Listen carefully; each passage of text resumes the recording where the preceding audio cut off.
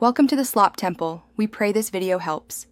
In this video, I will explain how to make Roblox Emotes. Open Roblox Studio, then choose your game project or a new base plate. You will need to access the animation editor, which is usually found under the Plugins tab. This powerful tool is where all your creative work for character movements will begin.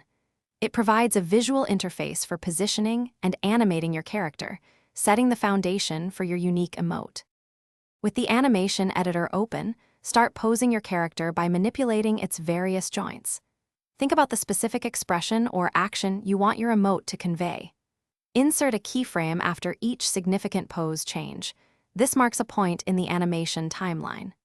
Gradually build your sequence, ensuring that each pose transitions smoothly from the last, creating the movement you envision.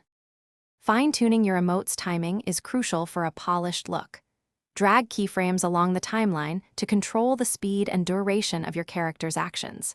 Introduce additional keyframes between major poses to add intricate details and smooth out any jerky movements. Explore different easing styles, like cubic or linear, to make the motions feel more organic. Finally, set the animation to loop, ensuring it repeats flawlessly.